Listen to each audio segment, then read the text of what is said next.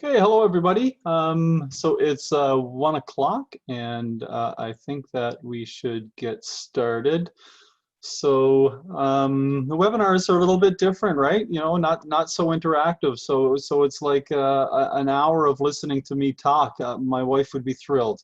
So I'll do my best. I'm going to go through some things rather quickly here because I want you to get the most out of this as possible, and I want to get down to that granular level, you know, kind of from the practitioner's perspective of, you know, kind of the skills that you need, you know, inside of PRISM and outside of PRISM in order to make it work effectively. And the whole idea of this is around communication and building relationships and also reducing attrition, you know, so those are kind of our goals. So I'm going to go ahead and get started. If you have, there is no chat for those of you who haven't attended one yet, one of the webinars.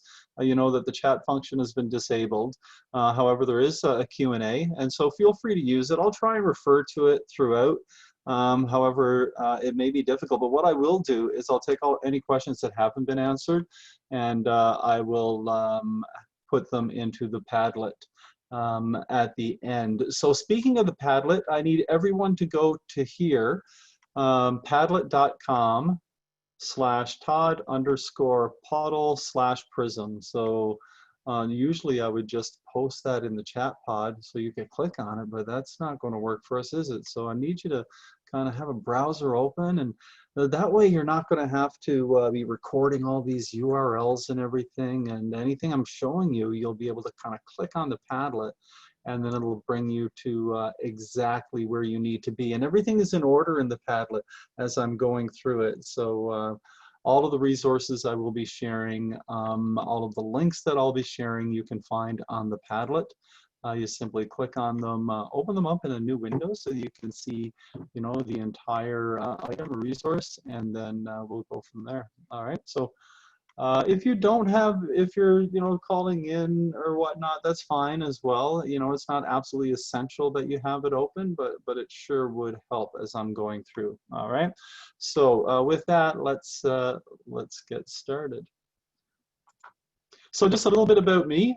So basically, I was a teacher, and was in department head, was in guidance and co-op, and then I went on to be a consultant and a coordinator, and then I got into e-teaching.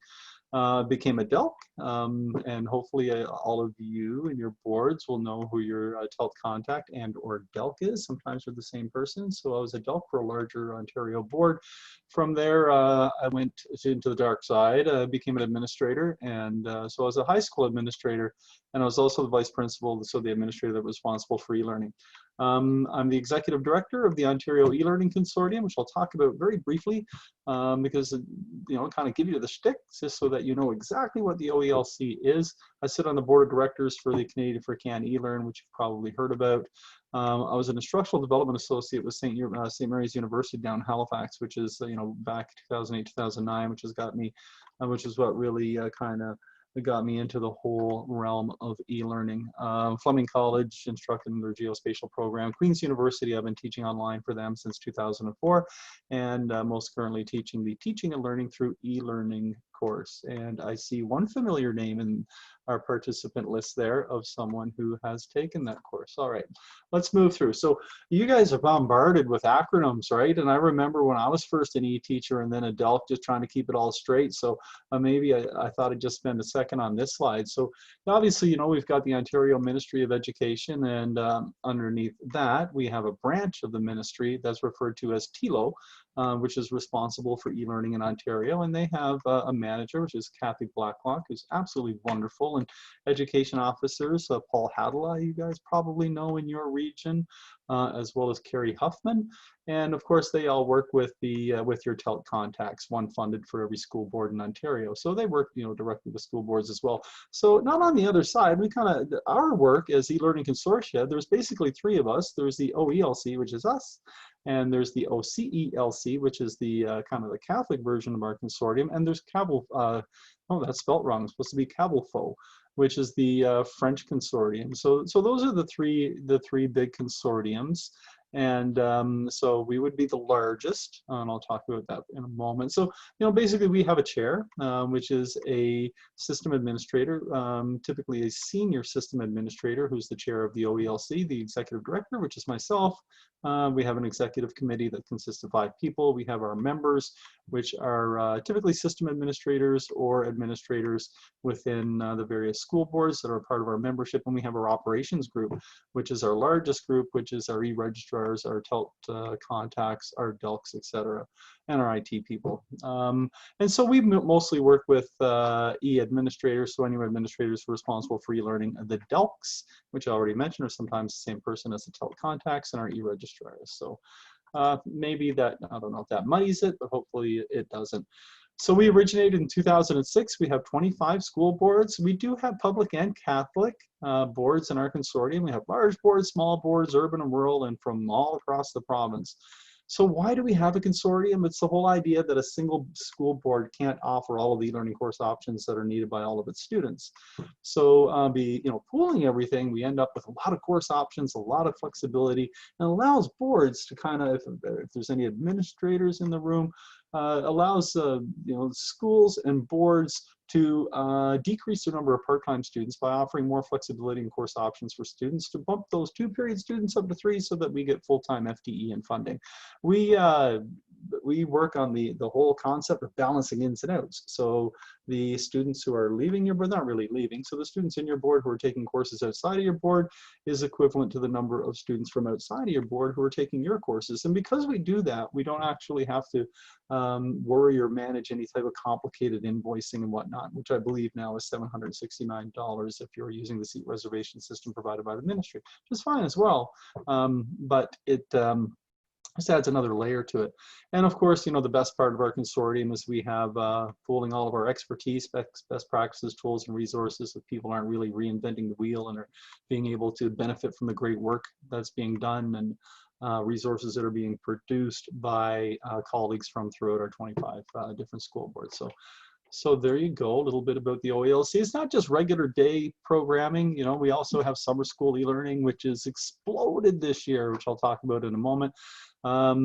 Continuing education and adult ed e-learning has become very big, and it's in pockets throughout the province where it's really taking off. So we've got, like Upper Canada has a very, very big program. Hastings Prince Edward has a big program. Grand Erie has a big program as well. So, at risk of leaving anyone out, obviously there are others, but those are 3 that just immediately come to mind.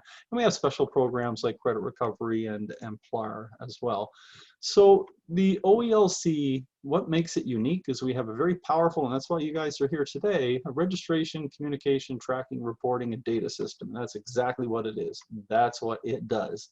And it works alongside of the various SIS systems. Of course, our traditional Trillium, Maplewood, and Power School, and now our new Aspen.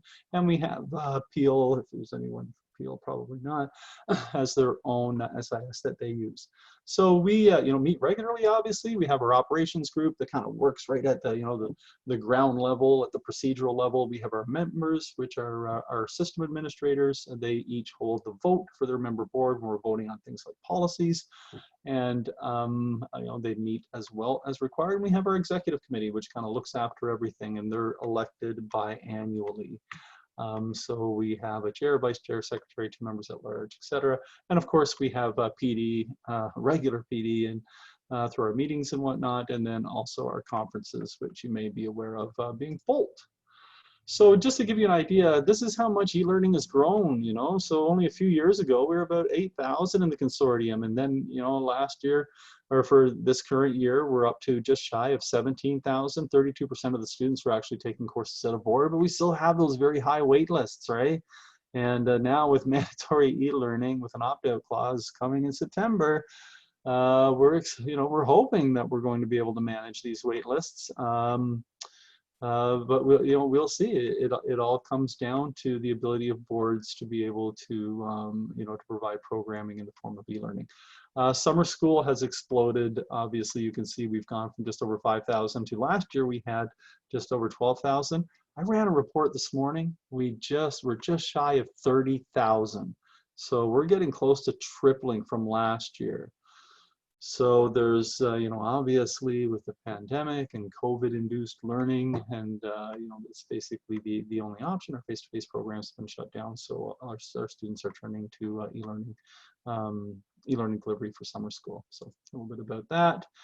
Our website, you know, something that might be a lot of value to you, I'm just going to go to it quickly, is you can all kinds of information about the OELC, and then, you know, for you guys, some important dates in there. Most of them are for your guidance counselors and DELCs and whatnot.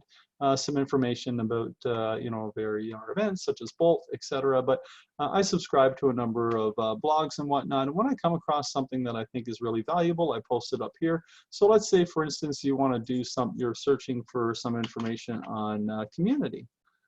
You know, you want to build some more community in your program. Well, these are very brief, extremely brief and practical and hands-on kind of tangible types of articles that have been written by who I would consider to be experts in the field, and just some great tips. You know, something that you can refer to. I really like using these anytime I'm delivering PD.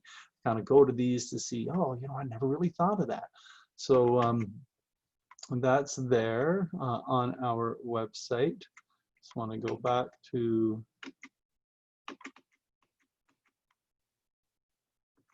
come on, little club. Sorry, folks. Seem to have. There we go. Okay. Move on to the next one. All of these are linked in the Padlet, by the way. And oh, okay. Of course, that's decided to take a break for a second. So that's fine. You know what I'll do is I'll go through this way.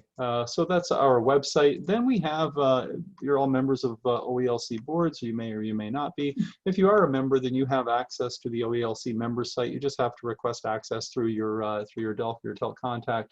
And then in here, the most valuable section is the resources section.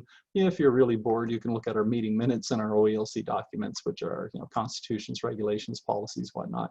And they're all divided up into handbooks and guides, and you know, or different type orientations, and you know, those types of things. E-teacher support. So you know, you can drill down and have a look at what's been shared, and those are you know, that's the whole one of the purposes of the consortium, is to ensure that these types of resources, practices, best practices get into your hands.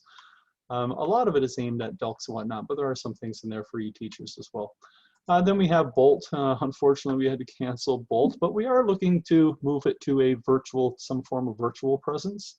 And we'll be meeting about that over the summer. So it was a biannual conference that has run out of being, you know, traditionally it's been run in the fall in Toronto, in the spring in Ottawa. Typically we get about 280, 290 people in Toronto, and in Ottawa I think we were just under 200. We've got some big sponsors, as you can see down here, and it's kind of a combined effort between the three main consortia, as well as the Pan-Canadian Network and Can eLearn. So that's that. PRISM guides. So this one is going to be very valuable to you. So I'm not going to show you everything in here, but you'll notice that there's a lot of guides for your system users. And so, you know, I wrote all these, and these are the types of things that your DELCs are doing all of the time. Your school users, your guidance counselors will be familiar with you. And then class users, these are your guides. So if you absolutely forget everything that I show you today, then no problem whatsoever. You can refer to these guides, and they are very precise in terms of point and click. So then we have the one thing about PRISM is that PRISM generates a lot of emails. And so sometimes you may wonder, well, you know, what emails are being generated and to whom do they go? So there's a sheet here, and you'll notice there's some red things because those are things that we're currently talking about amongst the committee that works on this.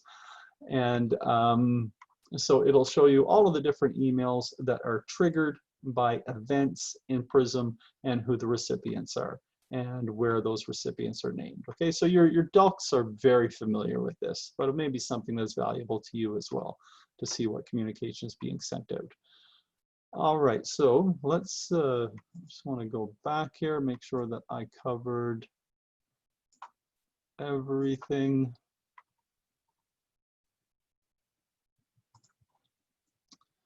Okay, did that, and did that. Oh, there's some PRISM highlights in there, so it kind of gives you a high-level, version of PRISM, what it does. And if you're concerned about the security, around PRISM and whatnot, you'll find that information in there. It's all in the Padlet link there. I'm not going to go through it. The guides I talked about and this I talked about. So let's go to PRISM. All right. So I'm going to jump into PRISM, and first I'm just going to check one thing. So I've logged in basically as a teacher, and okay. So this is, you'll notice that your menu is not very extensive. So basically you just have a few tabs, but there's a lot of valuable things in here, and there's some things in here that you're going to be required to do. And so I'm going to take you through each one of those. And again, remember, there are guides, and there are also emails that come from me through your Delks to tell you what to do when. So these are the types of things that you'll be doing. On the dashboard, for instance, if you collapse this widget, you will see all of the students for whom you have indicated that there is an attendance issue or a credit alert. So these are all the students. I only have 3 students in my demo class here. All of the students for whom you have a credit alert or an attendance issue. And so I'll show you how to set those in a moment. But this is really important because, all of it, if you have a student, for instance, who has an attendance issue and or a credit alert, and those things improve, you're going to want to make sure you go back and turn those things off. Reason is the reason why you would turn on these alerts is that in your progress emails that are automatically generated by PRISM and sent out, if you have credit alert turned on or attendance issue turned on for a student, it adds another little section about what that means. The other thing that it does is it includes their vice principal in the communication. So, very important that you kind of stay on top of this. And, if you do have a student who is in danger, their credit is in jeopardy, or they're having attendance issues, you turn those alerts on so that their vice principal is kept apprised of the situation, will be able to intervene as required. So you can look at just the credit alerts. So it doesn't really do anything. I don't have much of a list. You can look at just your attendance issues, or you can look at kind of the students who are really in dire straits and have both a credit alert and an attendance issue. So you have both of those things going on. All right.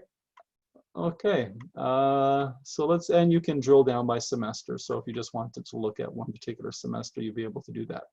Some other widgets in here.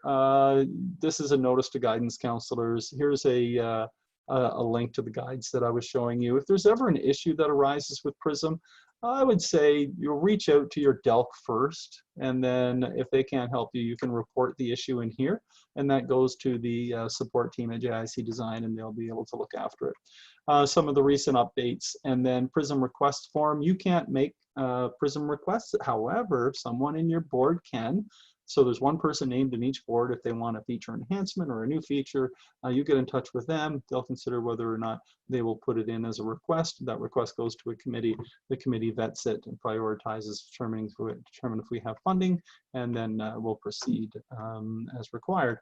And then if you're wondering, wow, I put in that request 2 weeks ago, I wonder what's happening with it. If you just click on here, it'll show you all the requests that are in the queue and what the committee is doing with them. So that's there. Let's go into where you're going to be spending your time. So if you click on classes, this will show you all of your classes. And so you'll see I only have 2 classes in here, and I only have 3 students in my class. Wow, that's way below what the ministry said our cap was going to be. Woohoo, lucky for me. All right, I'm going to drill down and actually, oh, by the way, you can show the filters. If you have a lot of classes, you can just go and go into a particular semester. I'm just going to go into this class. So once I'm in here, you'll be able to see a number of things. First things are under the students tab, I have my accepted, removed, and request removed. And so under my accepted students, it'll give me kind of just a snapshot of information, but the really important one for you is their IEP. So it says yes, whether or not they have an IEP or not. You'll notice that this student has download IEP, but this one only has yes. So why is it that, Why is it that that would say yes and not allow you to download? And it's because their school hasn't uploaded it yet. But you don't have to worry about that because your DELCs have a widget on their dashboard that tells them students who have been registered and accepted into courses who have IEPs, but the IEPs have not been uploaded yet. And they do a really good job staying on top of that. So, you know, if you notice that this is yes for a long time and, you know, the semester has begun, you may want to reach out to your DELC and say, I have a student with an IEP and I don't have access to it. And it is absolutely mandatory that I do, so they can get in touch with the proper folks and get that uploaded so that you're able to download it. You also have students who have been removed from your course and request remove students. So request remove students are the only person who can request that a student be removed from your course is their guidance counselor. So once their guidance counselor requests a move, then it goes to the DELC or the e-registrar at the host board, which would be your board if you're teaching the course, and then they would just click remove. So they have the final remove, because their class, it's your board's class. So guidance counselors request them. So this guidance counselor has requested the removal of demo for student, but the host board hasn't gotten around to actually moving them. And yeah, so those are those tabs. Some action items here that I'd like to show you is you can go and view, and this will give you a nice snapshot of all kinds of information, the contact information for the student, some of the personal information, etc. Okay, now all of that is also available here in download all student data, which we'll do in a moment, which downloads all of the data that you see here, which isn't much because we're kind of confined by real estate, but it'll have all sorts of information. And, you know, primarily it would have the contact information for the school. So for instance, the guidance counselor, the special education contact, the vice principal. If you need to get in touch with them, this is the place that you go. So it's a good idea to, the other thing I should say is anytime any of the information for any of these students is changed, you receive an email saying, hey, the information for this student has changed. And it could be anything. It may even just be an email address or something. Then always good ideas. Oh, maybe I should go and download all my student information again, just to make sure that I have the most up to date. So the other thing that you can do is dialogue. Now, do I want to do dialogue yet? Probably not. Probably not. No. Okay. Let's just go into, yeah, no, okay. We'll go into progress and marks. And so here's where you'll be entering your marks for your students. And in order to do it, we had to, because, you know, sometimes people kind of, you know, make mistakes while they're in here. We had to add an edit progress button in here so that they know they're actually in edit mode. So a couple of things that we can do here is same thing under action. We'll get to that in a second.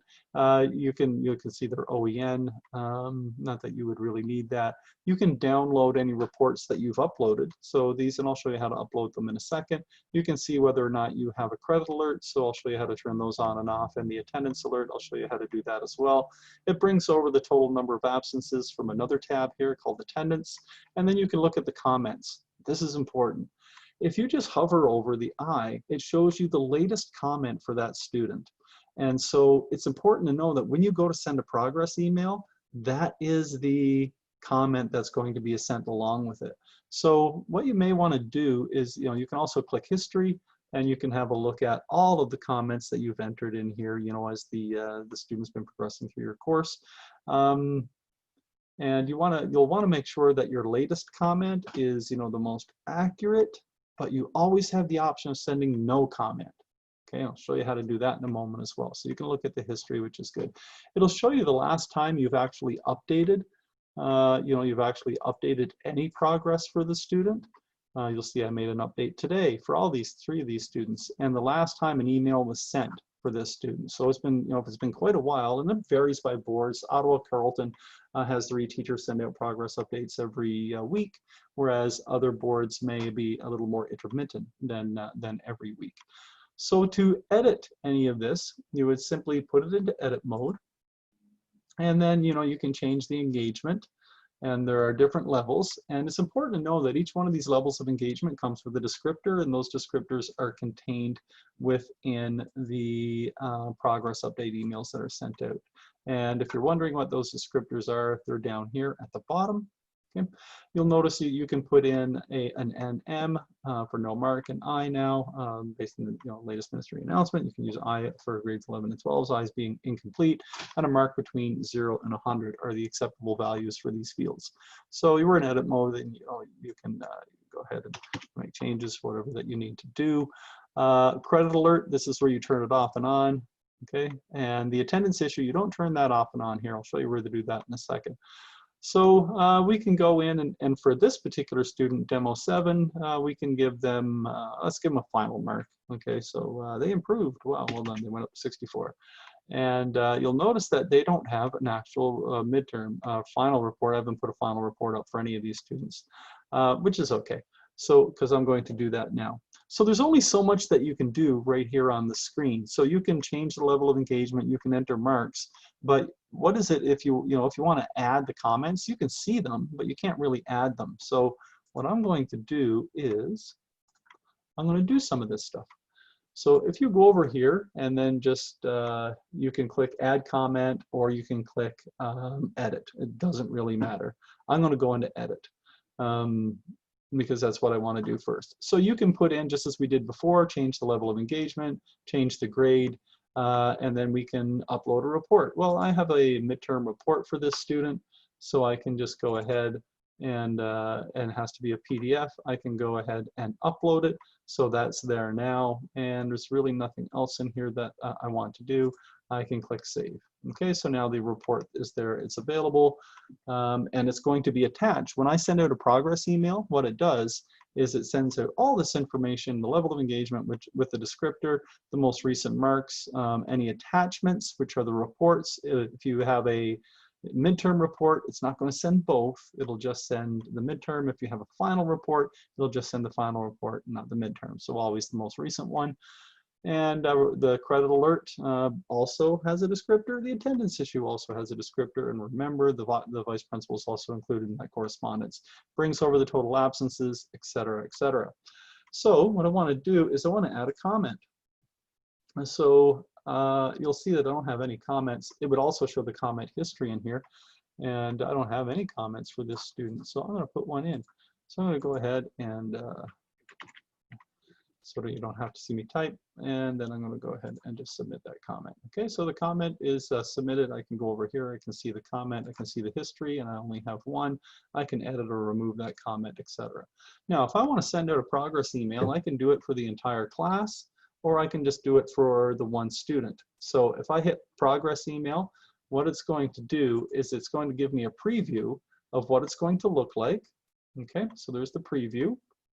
Everything that I talked about, absences, attendance issue, yes, credit alert, yes, level of engagement, a little kind of a precursor there, and what their level of engagement, just to tell parents and students what that actually means and what their level of engagement is, their midterm mark, their unofficial. We have to put in unofficial mark because only official final marks are found on the provincial report card. Contact information for the e-teacher, yada, yada. Now, down here is important. Do you want to include the attachments? And I'm like, yeah, I want to include midterm mark as attachment, and I want to include comments. Then I can go to send all. Now, that's one way to do it. It's a quick way to do it. But if I just want to send for one student, then I'll just go here, send progress email. And again, it'll give me all of that, all of these things. And I'm going to go ahead and hit send, and then that's send. And just in the interest of time, I mean, I could open it from my email because I have the email address for this student, also for the guidance counselor, for the parent, etc., and the vice principal who are recipients. If I go to any of those counts, you'll see the email, but you take my word for it, it has been sent to them. Okay, so that is that part. Let's see what else. So I should turn off edit progress. And if I went out of the page, it would turn it off automatically. Add comment, send progress email, edit. Okay, we've done all of those things. Wonderful. Let's go over to attendance. And I really thought, I wish you guys had your chat pod because I have to write this down. I have to show you how to use dialogue. Sometimes I forget that. Okay, so here is where you enter your attendance, and what it does is it breaks it down into weeks. Now, September 3rd, let's go back and we'll just edit attendance for this week. You'll notice that in this week, there were only 4 days. It was the first week of the semester. Monday was a holiday. So PRISM calculates it only to have 4 days. So here you put in the number of absences. So that's the number of days in which the student did not log in, and the ministry definition shows some form of participation. And how that's defined in your board, it varies from board to board, but they have to not just log in, but demonstrate, some form of participation. So, answering an email, submitting something to a Dropbox, posting in a discussion thread, adding a reflection to the reportfolio, yada yada. So we'll do that and hit save, and so that's good. So you would just go down through and do your attendance each week, and then it does the aggregate, it sums them all up, and then all of a sudden you're like, wait, now this student's attendance has not been good. So here's where you turn on the attendance issue. And so now that vice principal is included, a little descriptor about what attendance issue means is added to that progress email. And then if you don't believe me, we can go back here and you can see, you'll see there, yes, attendance issue now has also been highlighted for this student. So that's how you do attendance. Proctoring requirements is interesting. This one's a little bit more complex, but again, there are guides and you'll be told when and how to do it. So if you have a final evaluation, so at some point you'll be told, asked if you have a final evaluation in your course, and if it requires a school provided proctor. Well, no school provided proctors now, obviously, so your answers would either be no here, particularly for summer school, it's 100% no. So if it is yes, and the school needs to provide a proctor, then you have to fill in some more information. Well, how is it being provided to the student? Is it written in D2L? Is it being emailed to the GC, et cetera, et cetera? If it's password protected, what's the password? What are the dates and times? And you can add up to 10 different dates and times in which a student can complete that final evaluation.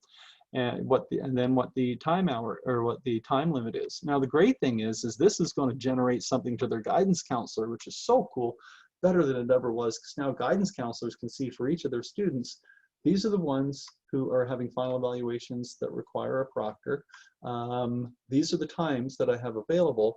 And then they can just click. Now, you need to put in a minimum of 2 options. You can't just put in 1 option. You got to be flexible, right? These students are balancing other final evaluations and other courses. Some of them are taking multiple e-learning courses, etc. So, yeah, you have to provide at least 2. Here, we've only provided 2.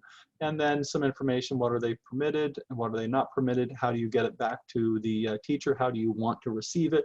And when do you want to receive it by? Okay, so you'll do all of that, and that's basically, all that you do. Then you wait, and you wait for the guidance counselors to kind of start going in and clicking yes, the dates and times. Learning module tracking, you're not really going to be using that. That's more for adult ed and for courses. I think there's a couple of boards that may use it in summer school for recording the completion of the 20 module courses as a means of how they're reporting up to ANSYS for funding. So, but we're just going to skip over that. But that's the proctoring requirements. So I will get back to dialogue. I'm going to put that right there. Let's go to and have a look at, well, what does this actually look like? So when it comes back to you, so you're going to see select date, time, and proctor. And so here you will notice that, okay, so here are the options that you provided. Wow, you can see them all. That's great. And wow, some guidance counselors have already put in the date and time, so you know that. But then some guidance counselors, none of the dates or times that you provided work. So they're offering you some alternatives. So you can see that they're saying anytime on the 21st, 23rd, 24th, and they're giving you a reason, conflicts in schedule prohibit offered dates and times. So you can just go into here and you can choose the date and time. Based on what they have said, you can go in and fill this out. So sometimes boards will do it, for you, but most of the time teachers do it themselves. So you've provided the options, guidance counselor's gone through it, none of them work. They're giving you some other options. Now you can actually put in the date and time. And yeah, click save. Okay, I'm not going to do that for this one. Then if you want to look at your final evaluation schedule, all nice and tidy and pretty, then you can see it here for all of your students and you can export that to a CSV. Okay, so what was I going to show? I'm just kidding. Let's go to dialogue. because this is something that some boards are now making mandatory as your means of communication for, between teachers and the guidance counselors of your students. So if you were to go into classes, and by the way, you can even do this up in the dashboard. There's all kinds of places where you can get to the dialogue tool. You can get to it here, yada, yada. But I'm going to go right into classes, and I'm going to go into right inside the class under view. And I'm having some, let's go to our demo student number 7. And I want a dialogue. So I need to send a message. This message is always, you don't pick a recipient. This message always goes to the guidance counselor, the homeschool guidance counselor of that student. Maybe in your building, maybe in your board, may not be in your board, maybe, you know, all the way over in Ottawa. So you can put in your message. I'm going to do that. Here is your message, how fast I type that. And then I'm going to hit send. Okay, so that's send, and you can see, you'll see the whole chronology here of the messages that are going back and forth. So I say, okay, I'm done. I'm just going to log out of this. We're not going to get through everything, but that's okay. I'm going to log in and show you what it looks like from the guidance counselor's perspective. So the guidance counselor logs in, because you're going to see something the same, similar. See, they've got a few more options, but you're, so see they up here, oh, they've got a notification. By the way, when you hit send, an email was also sent to the guidance counselor with your message, because we can't expect you or the guidance counselors to be logging in every day and checking this. So the same message is sent to your email, but it doesn't allow you to respond. It still tells you, here's the message from the guidance counselor e-teacher. Here's how you respond to it. You go in here, you click on your little notifications icon, and you say, oh, really? Okay, well, that's all very interesting. And then, oh, I should have showed you the whole message. Then you can reply. Okay, so then I can go in, and the guidance counselor sends their reply to you, and their notification is shut off because they have no notifications that have not been addressed. And we get the spinning wheel of death, and I'm not sure why that is, but that's okay, because I'm just going to log in again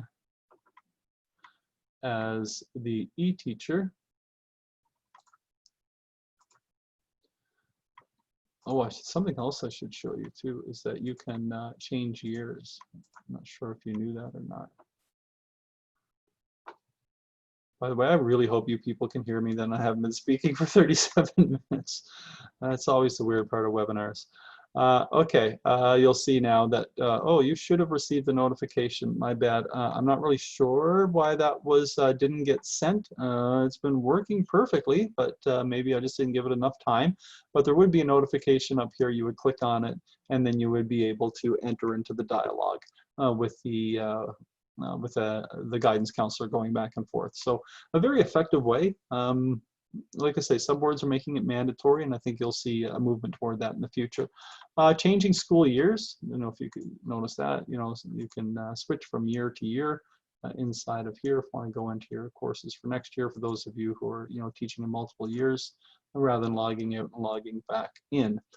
Okay, so that was dialogue. Now, the next thing that I want to show you is how to send out an email to your entire class. Now, that's not yet built into PRISM, but you can do it really cool way to do it. It's just through mail merge. So if you remember when I was on classes and I could take my information for my class, just go into it, and I can download all student data. So that's going to download everything, and then I can open it up, and it's just basically it's a CSV. I've got a lot of plugins in Excel, so this is going to take a second. In the meantime, I will entertain you with song and dance. Actually, no, I won't. Come on, Excel. There we go. Okay, so there's Excel. A little cool thing, I don't know if you click up here and then go format, auto fit column width, so you can see everything. There, if you didn't learn anything, you learned that today. So there's your class list, yada yada. Well, rather than going through everything, what I did was I just put that right here. Okay, so I just put it up into as a Google Sheet. So the same information is up there. You can see everything. Yeah, I took out some of the columns that I really didn't need, but there's a really cool tool, a neat tool Still working. I have 4 kids, and let's see, how many of them are home? Probably 3, and probably 3 of them are streaming right now, little buggers. Oh, not so little, actually. So one of the things is yet another mail merge. Ooh, love this. Absolutely love yet another mail merge. And I put the link there. I put the link on the Padlet for how you can get to it, and it's free, and I love using it. I use it for everything. I bought the paid account because I blast out, sometimes hundreds and hundreds of emails for various reasons. Then if you go into your Gmail, you can create a draft, and the other one that I use is called Email Templates for Gmail. And so I just went and literally I did this in a couple of seconds. I went and grabbed just a template. You'll see something down here. You can click on it, choose your template. I thought this one kind of looked, classroomy, and then you can fill in your own information. So notice that I have, it says hello, and then the double brackets here, preferred name, welcome again to the course name. So why am I doing that? Well, if we look back here, I have actually a column that's called preferred name, because that's what we want to use, and I have a column that's called course name, and I can put in any of these column headers and it'll populate it based on the data that's been entered for each one of the students. So then when I go back here, you can see that I've put in some neat things, yada yada. So that's good. And the thing that I love the most about this is you can continue to reuse them. So this is like a weekly update that I did, and the next time I'm going to use it, I'm going to change this to September 16th, and then I'll blast it out again. And everybody will think, oh my goodness, he's working so hard, when in fact I'm not reinventing the wheel each time. I'm just basically making some minor adaptations to something that already exists. I'm going to save and close that. I'm going to go into my demo class list, and here's how cool it works. So I go to yet another mail merge, start mail merge, and it is going to blast out an email, populating it with, remember the double bracket things, it's going to populate it with the data that's contained in here for each one of the students. You can choose from, you'll see I have a lot of these, I use it a lot for Bolt, as you can see. And if you want to change yours, I don't want OELC. Okay, there we go. I'm not that vain. I'll put in Todd Puddle. And if you want to change the email, so if you don't want them going to the one that's called email, which is up here, which is the student email, maybe you want it going to the parent's email or the guidance counselor's email, then you can click change, and then change the column. But this is good. You can even receive a test email. So I will do that. I'm a little hesitant to do that because I don't want to. Okay, you know what? I am going to do that. I don't want to open up my email because there may be private things in there. But what it is it sent me a, oh, okay, that's just my drafts, so I don't feel bad about that. I go to my inbox, and okay, I think it is okay for me to show you this. It will show you. There you go. So it will see it says, hello, Omar, welcome again to BAT4M. And then it, it plugs in all of the information. And so, there's the whole personalized touched part of it. Okay, so that's that part. And then we will go back to PRISM. Oh, the other thing is it will, you can then go ahead and send the 3 emails. It's going to now, you're happy with them. It sends the 3 emails. And now what you can do is, once you go over here, you'll see, oh, the merge status. That will update in a moment to say email sent. And so the important part is that the next time that you use it, go in and, because you could have students added to your class, etc. And you want to know who emails were sent to and who were not. So what you'll go in is you'll just clear this stuff out, just hit delete. And then it will, that way you'll be able to use it again to send out your next batch of emails. Okay, so lots on the internet about how to do that. I know I went through that rather quickly. The other thing I want to show you is, something that's so important in online learning is being able to have synchronous experiences, video-based experiences with your students or with your parents or with the parents of your students, etc. And so oftentimes our e-teachers will set up appointments with their students, just kind of a casual conversation or a Q&A, or maybe support on a specific skill or piece of knowledge. Sometimes they'll do it as my e-teachers will do it for parent-teacher interviews, and sometimes maybe it's a demonstration. I've got so many stories but no time to tell you about some of the great things our e-teachers have done with students doing demonstrations. But the hard part is for you to create, because your students their timetables are all over the place.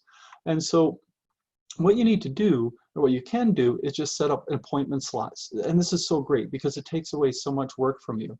So let's say, for instance, we're going to set up appointment slots that your students can sign up for, and you're going to do it right inside your Google Calendar. And everybody's going to feel warm and fuzzy. So we're going to click Create, and I'm going to call this the culminating interview. This is what they're doing in this course, and it's actually appointment slots, okay? And I'm going to run it on July the 2nd, and I'm going to run it from, I don't know, let's go from 9 in the morning, and I'm going to go until 12 p.m. and 30-minute durations, okay? So, that looks pretty good. I'm happy with that, so I'm going to click Save, and you'll see that it shows up here. Now, as the students go in and actually choose their appointments, this will start to, the entire list will start to show here. And when all the options are gone, this will actually disappear, but it'll show you when you have the appointments with each of these. So what you want, you need to send the students something. So first of all, I'm just going to edit this. I really didn't provide much information. I'm going to do this during using my persistent Zoom link. So I'm going to give them the location. The more times you give them that, the better it is. And then, even add a little something in here as a description. Please select a time slot for your culminating interview. You don't add them as guests, and that's the mistake that a lot of people make. So I'm just going to go ahead and save that. I really should have done that before. What you want to do is you want to go to the appointments page for this calendar, and you want to grab this URL. Okay, so right up here, just copy that. That's what you're actually sending to students. Okay, so now you can go into your Gmail, and I'm just going to get rid of that again. I compose the Gmail here. Okay, and I think that covers up everything. So I'm going to compose a Gmail, and it is going to be, this Gmail is what I'm going to send to the class. And it will have, please select a time.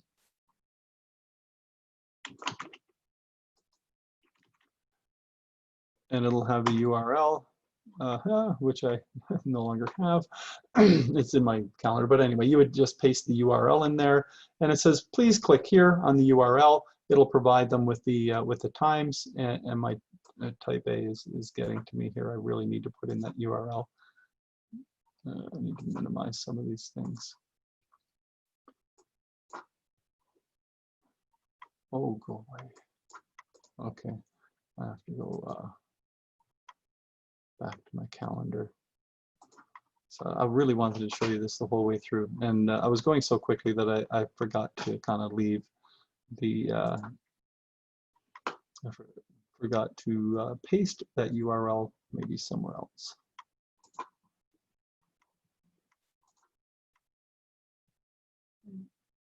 Okay, so here it is, and then go to the appointments page, and then back, and I'll put it back up on my screen again. Get rid of that, get rid of that, and then let's version this. Okay, and then I can bring that back. So no personal information there. There we go. So I post in the URL, and you can use a bit.ly or whatever if you want to, or just put in culminating interview times, and then do a link to that text. But however you want to do it. And I'm going to send this to my Gmail account. So I'm going to send it to that account, and I'm going to go send. And then I'm going to get this out of the way for a second. So I just want you to see what this looks like from the student's perspective. haven't been in here in a while. Let's see, next. It's just so you know what the students are going to get. Make sure there's nothing. This usually is very a lot quicker because I'm trying to do it from everyone's perspective here. Okay, so that has not arrived yet, and then just, oh, here it is. Okay, so I'll bring this over, and then I can click on it, and so I'm the student now, and it says, okay, that's where I'm going for my interview, and I have to go and select a time, so I click here, and it says, oh, next available time slots are on July 2nd, so now I can click. I hover over it to see what time. Well, 9 o'clock, I don't get up that early, you know, I'm a grade 12 student, I'm gonna pick the last one. And so I pick it, and so it says OELC Executive Director here because I'm in, you know, my account, but it would put the student's name, you know, or whatever the name is attached to the account, attached to their account, for their Gmail account, and so now that is no longer an option. And so the cool thing is now all the responsibility is on your students to actually sign up. And so when you go back to your calendar, let me show you that quickly.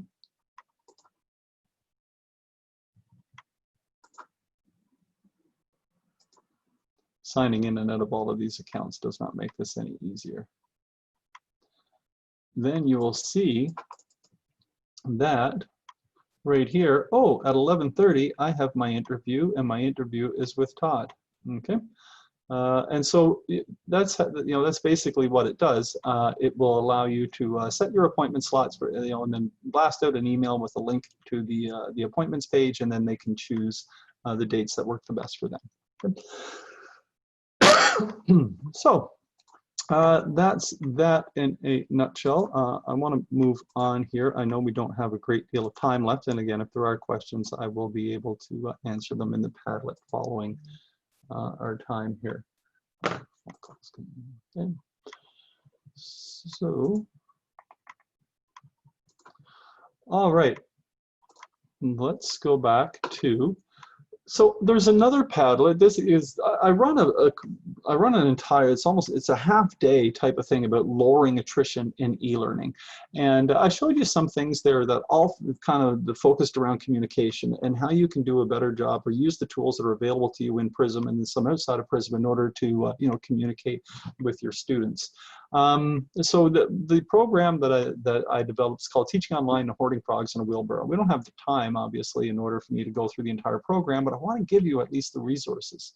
So right here, one of the things that we actually keep track of is attrition rates. And so we look at the attrition for each of your school boards, and we even sometimes, on their request, drill down at the course level. We want to know how many students actually drop. Now I'm showing you some old data here, and I've taken out the board names, obviously.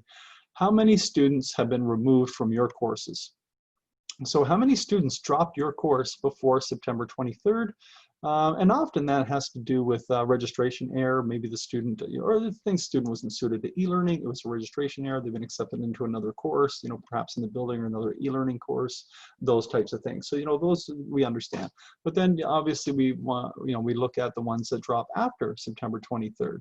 And so your DELCs and your e-administrators they have this data for every semester, and they are looking to get it down. So we share a lot of different strategies for them to do that. So there's a couple of great articles that I linked here, and again, they're very brief, and one is by Ruth Chan, the other one is Dr. Liz Hardy, and you know, she's somebody I follow very closely. I just love her work, and everything that I read kind of combines around 5 different things: communication, interaction, obviously, community, and engagement.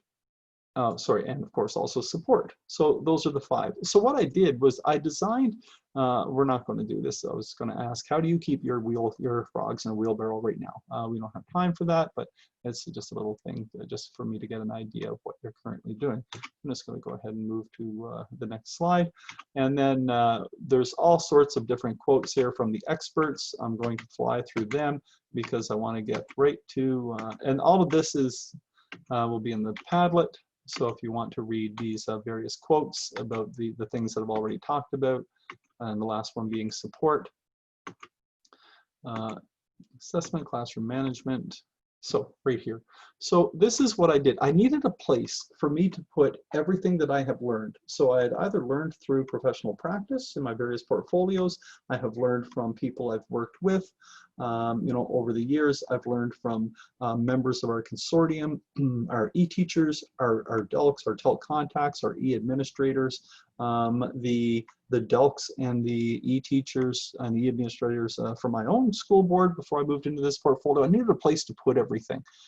So I put it here, and it's free, obviously, of course, and it's right here. So I provided the URL. The URL is on the Padlet, and so the way that it works is you can, you know, listen to my rant or just kind of just my casual thoughts, and then you can go in to start a course. Well, it's not really a course. The password, by the way, is e-learning. When you go into this, it's going to ask for a password. I'm very creative. I called it e-learning. And so I broke it down into various modules, the things that I think are kind of the cornerstones of e-learning and how to make it effective for teachers and students. And so you can go to something like community, to community, and what it'll do is it'll go to the community, and again, it'll have kind of, you know, my types of, you know, my impressions or my thoughts about, you know, the importance of community in the online classroom and how it's actually, you know, attained. Usually there's a graphic in there, you know, with a question, kind of a prompting question. And then here's the good stuff. Here are, you know, some of those very precise types of strategies that you can use. Now for practitioners, the most important people such as yourselves, this is the most important thing. What are those specific types of practices and things that I can do in order to, you know, build community? And so then I always link it to, you know, I only go to 3. I choose 3 articles that I think are really good, that provide the best tips, and I give you a quote from an expert in the field, not me. My quotes are all up here and are probably nonsensical. You know, same thing, classroom management. You can go into, oops, I think I know how to use this, classroom management. You can read through it. And then, you know, are you doing these types of things? Now, the only interactive part of this is, yay, yes, yes, I'm doing that. Yes, I'm doing that. So that's basically how that works. And given that we only have a few minutes left, I just want to share with you a couple of other things. So we have 2 boards. We have a number of boards that have done incredible in terms of lowering their attrition rates. And so I just highlight here, you know, Ottawa Carleton, Hastings Prince Edward, Algonquin Lakeshore, that's just Renfrew Catholic for, Renfrew County for Carol. Of course, she's Lambton, Kent. And so this is just, you know, kind of a snapshot of a much larger document that's contained in the Padlet that will have, it will tell you what it is that they're doing, what it is, because obviously they've intentionally focused on lowering attrition, which makes it so much easier for the re-teachers when you get kids parachuting in and out all of the time. What they have purposely done in order to eliminate, not eliminate, but to reduce that problem in their programs. And so that's something that they have allowed us to share, and you can see all of those strategies in that handout. And the last thing is I put a little self-assessment in there. We have an explosion, right? You know, obviously teachers right now who are going into become e-teachers for the first time, and some people who are returning to it and whatnot. And obviously we've all just been forced into kind of an emergency response during the pandemic, you know, and I won't call it e-learning, but, you know, in some cases obviously it was, but in a lot of cases it was mostly, you know, distributed or distance learning. And so I'm often asked to help, or at least, you know, consult during the hiring process. So, you know, what are some, first they ask me, you know, Todd, what are some of the good questions that, you know, I can ask? What are the critical attributes that we're looking for in somebody who's going to be a successful e-teacher? So I took it from the other side, and I thought, wouldn't it be neat just to put together kind of a self-assessment for somebody who's considering to become an online teacher. And so there's a link there, and you just basically click, click, click, click. You go through. It'll identify the areas in which you're really strong, some of the areas which you probably have to work on. And in the end, it used to give you a nice big report. Well, it doesn't anymore because I am not the owner anymore of this account. It was a board account, and the person at the board, through no fault of their own, wiped out that page. But it still gives you kind of an idea of at least what I think, and what the research says are some of those tangible, practical, specific skills that will help you to be more effective as an online teacher. Okay. And so that brings us to the end. And yeah, so I'm just going to stop my share here, and so we have no time left, but I'd just like to say to everybody, thank you so much for being with me today. Please feel free to reach out at any time. So it's coordinator@oelc.ca. Please feel free to ask any questions that you like, and yeah, best wishes in your future practices, and I hope you all have an absolutely wonderful summer. Okay, take care all.